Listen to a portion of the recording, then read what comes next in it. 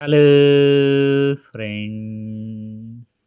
మనం శ్రీమద్ వాల్మీకి రామాయణం నుంచి ఒక ప్రశ్నను పరిశీలిద్దాం. క్వశ్చన్ ఏంటంటే, హూ కిల్డ్ వాలి ఇన్ ద రామాయణ? శ్రీమద్ రామాయణంలో వాలిని వధించింది ఎవరు అని చెప్పి ప్రశ్న అడుగుతున్నారు. ఆప్షన్స్ వచ్చి హనుమాన్, సుగ్రీవ, రామ, రావణ. సమాధానం రామ. శ్రీరాముడు వాలిని వధించడం జరుగుతుంది. మనం కిష్కింధాకాండలో పరిశీలిస్తే వాలితో మొదటిసారి ద్వంద్వ యుద్ధానికి వెళ్ళిన సుగ్రీవుడు ఓడిపోయి తిరిగి రావడం జరుగుతుంది. జరిగిన దానికి చింతిస్తూ రాముడు సుగ్రీవునితో ఈ విధంగా చెప్పసాగారు. సుగ్రీవుడా, నా మీద ఆగ్రహించుకు. మీరిద్దరూ ఒక్కటిగానే ఉన్నారు. మీ కంఠస్వరాలు కూడా ఒకటిగానే ఉన్నాయి. ఎవరు ఎవరో తెలియక నేను బాణం వేయలేదు. నా అజ్ఞానం చేత నీకు అపాయం కలిగింది, మన్నించు. నీవు ఏదైనా గుర్తు ధరించి మళ్ళీ వాలితో యుద్ధం చేసినట్టయితే ఒక్క బాణంతో అతన్ని పడగొడతాను. నా మాట నమ్ము అన్నాడు. కొండచర్య పైన గజపుష్పి అనే లత పూలతో సహా పెరుగుతున్నది. లక్ష్మణుడు దాన్ని పెరికి తెచ్చి సుగ్రీవుడి మెడకు చుట్టాడు. అందరూ మరొకసారి కిష్కింధకు బయలుదేరి వెళ్ళారు. గజపుష్పి మెడకు చుట్టుకున్న సుగ్రీవుడి వెంట నలుడు, నీలుడు, తారుడు కూడా ఉన్నారు. కిష్కింధకు వెళ్ళే దారిలో రాముడికి చెట్లతో దట్టంగా ఉన్న ఒక వనం కనిపించింది. రాముడు దాని గురించి సుగ్రీవుడి ద్వారా తెలుసుకున్నాడు. అది ఒక ఋష్యాస్త్రము. సప్తజనులనే పేరు గల 7 ఋషులు ఆ ఆశ్రమంలో తీవ్రమైన తపస్సు చేశారు. నీటిలో తలకిందులుగా నిలబడి వాయుభక్షణ చేస్తూ తపస్సు చేసి శరీరాలతో స్వర్గానికి వెళ్ళిపోయారు. ఆ ఆశ్రమంలోకి మనుషులు కాదు కదా, పశుపక్షాదులు కూడా ప్రవేశించలేవు. తెలియక లోపలికి వెళ్తే తిరిగి బయటికి రావడం అంటూ ఉండదు. రామలక్ష్మణులిద్దరూ సప్తజన మహర్షులకు తలుచుకొని ఆ ఆశ్రమానికి నమస్కరించి ముందుకు వెళ్ళారు. చాలా దూరం వెళ్ళాక వారు కిష్కింధ చేరుకున్నారు. సుగ్రీవుడు రాముడితో, వాలిని చంపుతానని మాట ఇచ్చావు, ఆ పని శీఘ్రంగా చేయాలి అన్నాడు. ఈసారి వాలిని ఒక్క బాణంతో నిశ్చయంగా పడగొడతాను. ఒకే రూపు గల మీ ఇద్దరిలో తారతమ్యం తెలియటానికి ఈసారి నీ మెడలో గజపుష్పీలత ఉన్నది కదా, అందుచేత నీకేమీ జంకు వద్దు. వాలిని యుద్ధానికి పిలు అని రాముడు చెప్పాడు. చుట్టూ ఉండే దట్టమైన అరణ్యంలో అందరూ దాగారు. సుగ్రీవుడు ఆ అరణ్యాన్ని ఒక్కసారి కలయజూసి భయంకరంగా గర్జించి వాలిని యుద్ధానికి పిలిచాడు. ఈ గర్జన వింటూనే వాలికి పట్టరాని ఆగ్రహావేశం వచ్చేసింది. అతను యుద్ధానికి బయలుదేరాడు. ఇది చూసి తార చప్పున లేచి వాలిని పట్టుకొని ఇలా అన్నది, ఈ రాత్రి వేళ నీవు వెళ్ళి సుగ్రీవుడితో యుద్ధం చేయవద్దు. కావలసి వస్తే రేపు ఉదయం వెళ్దువు గాని. ఈలోపుగా నీ బలం తరిగిపోదు, సుగ్రీవుడి బలం హెచ్చిపోదు. ఇంతలో వచ్చిన తొందర ఏమిటి? కొంచెం ఆలోచించు. నేను అకారణంగా నిన్ను అడ్డగించడం లేదు. ఒకసారి నీ చేత చావు దెబ్బలు తిని దిక్కు తెలియకుండా పారిపోయిన సుగ్రీవుడు ఇప్పుడు ఏ ధైర్యంతో నిన్ను యుద్ధానికి పిలుస్తున్నాడు? ఎవరు అండో చూసుకొని అతను నిన్ను కవ్విస్తున్నాడు. వారెవరో కూడా నాకు తెలుసు. అయోధ్యారాజైన దశరథుడి కొడుకులు రామలక్ష్మణులు. సుగ్రీవుడు ఉండే ఋష్యముఖానికి వచ్చి అతనితో సఖ్యం చేశారట. వారు ఇదివరకే విరాధుణ్ణి, కరదూషలను, కబంధుణ్ణి చంపారట. చాలా పరాక్రమవంతులు. వారిని గురించి మన అంగదుడికి చారులు చెప్పారు. సుగ్రీవుడు చాలా గడుసువాడు. ఒకంతటా ఇతరులను నమ్మడు. రాముడి అండ చూసుకునే అతను ఇప్పుడు వచ్చాడు. అందుకేమీ సందేహం లేదు. నీ మేలు కోరి ఇంకొక మాట కూడా చెప్తాను. ఇప్పుడు సుగ్రీవుడు నీకన్నా బలవంతుడని తెలుసుకో. అతన్ని పిలిచి యువరాజుగా అభిషేకించు. నీ తమ్ముడే కదా, కిష్కింధలోనే ఉండని. నీకు రాముడి స్నేహం కూడా కలిసి వస్తుంది. సుగ్రీవుడితో యుద్ధం అంటే రాముడితో యుద్ధమే. రాముడితో యుద్ధం నీకు క్షేమకరం కాదు. తార చెప్పిన ఈ మాటలు వాలికి కొంచెం కూడా రుచించలేదు. అతను ఆమెతో, తార, నీవు నా మేలు కోరే ఈ మాటలన్నావు. కానీ పిరికిదానివైన నీ మాటలు విని సుగ్రీవుడి దూర్తత్వాన్ని సహిస్తాను. మహా వాళ్ళకే నేను భయపడలేదు. సుగ్రీవుడికి భయపడతాను. రాముడు నన్నెందుకు చంపుతాడు? అతనికి నేనేమి ద్రోహం చేయలేదు కదా. సుగ్రీవుణ్ణి నేను చూస్తూ చూస్తూ చంపుతాను. శరీరమంతా నుజ్జుగా కొట్టి బుద్ధి చెప్పి పంపేసి మళ్ళీ వస్తాను. నీవు మిగిలిన స్త్రీలు నా వెంటపడి రాకండి, వెనక్కి వెళ్ళిపోండి అన్నాడు. స్త్రీలు వెళ్ళిపోయారు.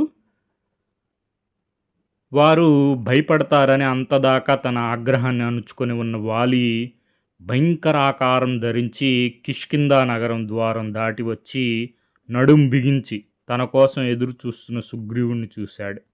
వెంటనే తాను కూడా నడుం బిగించి, నీ ప్రాణాలు తీస్తాను అంటూ వాలి సుగ్రీవుణ్ణి తన పిడికిలతో కొట్టాడు. ఇద్దరూ చెట్లు పీకి వాటితో ఒకరినొకరు చావగొట్టుకున్నారు. వాలి అలిసిపోయాడు, కానీ సుగ్రీవుడు మరింత హెచ్చు అలిశాడు. భయంతో నలుదిక్కులు చూడసాగాడు. సుగ్రీవుడి క్షీణస్థితి గమనించి రాముడు కాలసర్పం లాంటి బాణాన్ని ఏరి ఎక్కుపెట్టి చెవిదాకా లాగి వాలి ఎదురు రొమ్ముకు గురిచూసి విడిచాడు. వాలి దాని దెబ్బకు కింద పడిపోయాడు. అనేక సువర్ణాభరణాలు, ఇంద్రుడిచ్చిన కాంచన మాలిక ధరించి నేలపై పడి ఉన్న వాలి వద్దకు రామలక్ష్మణులు వెళ్ళారు. వాలి మెల్లిగా కళ్ళు తెరిచి రామలక్ష్మణులు చూసి రాముడితో, నీవు మహారాజు కొడుకు, గొప్ప వంశంలో పుట్టినవాడు, ధర్మ ఆచరణ చేసేవాడివి. నేను మరొకరితో యుద్ధం చేస్తుండగా నన్ను బాణం వేసి కొట్టడం నీకేమంత ఖ్యాతికరం? తార నన్ను యుద్ధానికి వెళ్ళవద్దని చెప్తే నీ వంశాన్ని, గుణాలను నమ్మి నన్నేమీ చేయవనుకొని వచ్చాను. నేను నీ దేశానికి రాలేదు, నీకేమీ అపకారం చేయలేదు, నిన్ను యుద్ధానికి పిలవలేదు. వానర మాతృణ్ణి, అందులోనూ మరొకరితో పోరుతున్నవాణ్ణి. నన్ను నీవెందుకు హత్య చేస్తున్నావు? నీవు దుర్బుద్ధివి, విల్లు పట్టుకుని తిరిగే హంతకుడివి. నీకు ధర్మమన్నది లేదా? నన్ను జంతువులాగా వేటాడతామనుకున్నా నా చర్మం ధరించడానికి పనికిరాదు. నా రోమాలు, ఎముకలు ఉపయోగపడవు. నా మాంసం తినడానికి పనికిరాదు.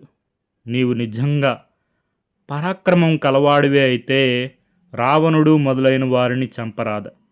నా ఎదుటికి వచ్చి యుద్ధం చేస్తే ఈ పాటికి యముడు వద్ద ఉండేవాడివి. సీతను వెతకమని నన్నే కోరి ఉంటే ఒక్కరోజులో నీ భార్యను తెచ్చి నీకిచ్చి ముందును. అందుకే కదా నీవు సుగ్రీవుడికి ఉపకారం చేయబోయి నన్ను చంపావు అన్నాడు. వాలి చేసిన ఈ ఆక్షేపణకు రాముడు ఈ విధంగా జవాబు చెప్పసాగారు.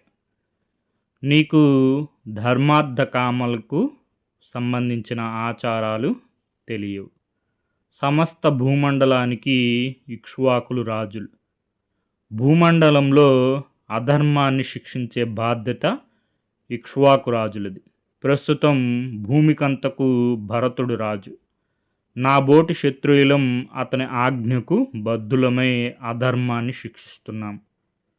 వానరుడు కావడం చేతను, వానరుల సాంగత్యం కలిగి ఉండడం చేతను నీకు ధర్మ సూక్ష్మాలు తెలియవు. నీవు నీ తమ్ముడు భార్యను పరిగ్రహించావు. ఇది మహాపాపం. అందుకు మరణమే శిక్ష. నిన్ను శిక్షించక వదిలితే నేను ధర్మం తప్పిన వాణ్ణవుతాను. అదీగాక నేను సుగ్రీవుడితో చేసిన మైత్రి లక్ష్మణుడికి నాకు గల బాంధవ్యం లాంటిది. నేను భార్యా నిమిత్తము, అతను రాజ్యం నిమిత్తము ఈ సఖ్యం చేసుకున్నాం. నిన్ను చంపుతానని వానల ముందు నేను ప్రతిజ్ఞ చేశాను.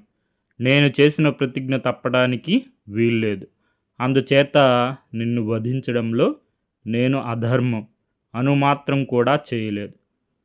నీవు కొన్ని మానవ ధర్మాలు ఆచరించడం చేత పై విధంగా చెప్పాను. కోతివిగా చూస్తే నిన్ను నేను ఏ సమయంలోనైనా వేటాడవచ్చు. అభక్ష్య మృగాలను కూడా వేటాడుతారు.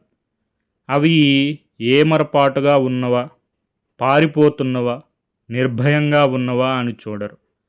కోతివైన నిన్ను నేను నాతో యుద్ధం చేస్తేనే చంపాలన్న నియమం ఎక్కడా లేదు. రాముడు చెప్పిందంతా విని వాలి తాను రాముణ్ణి నిందించినందుకు పశ్చాత్తాపపడ్డాడు. అతను రాముడితో, నాకు చచ్చిపోతున్నానన్న దిగులు లేదు. నీ చేతిలో చావాలనే తార వద్దన్నా వినకుండా సుగ్రీవుడితో ద్వంద్వయుద్ధానికి వచ్చాను. నాకు అంగదుడు ఒక్కడే కొడుకు. వాణ్ణి గురించే నాకు దిగులు. వాణ్ణి సుగ్రీవుడు సరిగా చూసేలాగా చూడు. సుగ్రీవుడికి నా భార్య అయిన తారపై కక్ష ఉండవచ్చు. అతను ఆమెను అవమానించకుండా చూడు అన్నాడు. అతనికి స్పృహ తప్పింది. రాముడి బాణంతో వాలి దెబ్బతిన్న వార్త తారకు తెలిసింది. ఆమె దుర్భరమైన దుఃఖంతో తన కొడుకుతో సహా కిష్కింధ నుంచి వచ్చింది. రాముడి చేత దెబ్బతిన్న వాళ్ళని చూసి భయపడి కొందరు వాలి అనుచరులు పారిపోయి వస్తూ తారకు ఎదురయ్యారు. వారు తారతో, అమ్మ, నీ కొడుకు ఇంకా బతికి ఉన్నాడా? వాణ్ణి కాపాడుకోవడానికి తిరిగి వెళ్ళిపో. మృత్యువు రాముడి రూపంలో వచ్చి వాలిని తీసుకుపోతున్నది. అంగదుడికి పట్టాభిషేకం చేయాలి. కిష్కింధ ద్వారం మూసి జాగ్రత్తగా రక్షించాలి. అలా చేయని పక్షంలో నీవు కిష్కింధను శత్రువులకు విడిచి పారిపో అన్నారు. అంతటి భర్తే పోతుంటే ఇక నాకు ఈ రాజ్యము, ఈ కొడుకు, ఈ శరీరం పట్టుతాయి. నేను నా భర్త పాదాల దగ్గరికే పోతాను అని వలవలా ఏడుస్తూ తార వాలిపడి ఉన్న చోటికి వెళ్ళింది. ఆమె రామలక్ష్మణులు సుగ్రీవుణ్ణి దాటి వెళ్ళి వాలిని చేరుకొని అతనికి స్పృహ కోల్పోవడం చూసి ప్రాణం పోయిందనుకొని మూర్ఛపోయింది. తర్వాత స్పృహ నుంచి తేరుకొని భర్తను కౌగిలించుకొని పెద్ద పెట్టున ఏడవసాగింది. వాలి సమీపంలో నిలబడి హనుమంతుడు తారను ఓదార్చ యత్నించారు. అంతలో వాలి కళ్ళు తెరిచి ఎదురుగా ఉన్న సుగ్రీవుని చూసి, సుగ్రీవ, మనం అన్నదమ్ములుగా సఖ్యం కలిగి రాజ్యభోగాలను కలిసి అనుభవించడానికి నోచుకోలేదు. అందుచేతనే నిన్ను వెళ్ళగొట్టాను. నీ భార్యను అపహరించానని నాపై కోపకం ఉంచుకోకు. నా కొడుకు అంగదుణ్ణి నీకు అప్పగిస్తున్నాను. వాణ్ణి నేను చూసినట్టుగానే చూడు. నేను లేని లోటు రానియ్యకు. ఇక వానర రాజ్యం నీవే ఏలుకో. నా ప్రాణాలు పోయేలోపుగా ఈ కాంచన మాలికను తీసుకో అన్నాడు. తరువాత అతను అంగదుడితో, నాయన, ఇక నుంచి నీవు మీ పినతండ్రి చెప్పినట్టు నడుచుకో. అతని శత్రువులతో కానీ వారి మిత్రులతో కానీ చేరకు. నన్ను ఎలా చూసుకున్నావో అలాగే ఇక ముందు సుగ్రీవుని కూడా చూసుకో అని చెప్పి ప్రాణాలు వదిలాడు. వానరులందరూ ఒక్కసారిగా గొల్లున ఏడ్చారు. తార తన భర్త కళేబరాన్ని కౌగిలించుకొని మూర్ఛపోయింది. తరువాత నీలుడు వాలి రొమ్మున నాటుకున్న రామబాణాన్ని లాగేశాడు. వాలి రొమ్ము నుండి రామబాణాన్ని లాగిందెవరు? నీలుడు. అంగదుడు తండ్రి పాదాలకు నమస్కారం చేశాడు. సుగ్రీవుడు కళ్ళనీరు కాచుతూ రాముణ్ణి సమీపించి, రామ, నీవు అన్న ప్రకారం వాలిని వధించావు గాని నాకు భోగాల మీద, జీవితం మీద కూడా విరక్తి కలిగింది. ఈ తార, కిష్కింధలోని వానరులు, అంగదుడు ఈ దుఃఖ సముద్రంలో మునిగి ఉండగా నాకు రాజ్యమేమిటి? వాలి నన్ను పెట్టిన కష్టాలు తలుచుకున్న కోపంతో అతని చావు కోరాను. ఇప్పుడు పశ్చాత్తాపం నన్ను దహించి వేస్తున్నది. వాలి దొడ్డ బుద్ధి గలవాడు. నన్ను చంపడానికి ఎన్నడూ యత్నించలేదు. అతన్ని చంపాలన్న కోరిక మహాపాపినైనా నాకే కలిగింది. నేను కూడా వాలితో పాటు దహనమైపోతాను. వానరులు నీ కోసం సీతను అన్వేషిస్తారు అన్నాడు. ఈ వృత్తాంతం మనకి శ్రీమద్ రామాయణం కిష్కింధాకాండలో ఉంటుంది. మూలం చందమామ 1963 జూన్ సంచిక.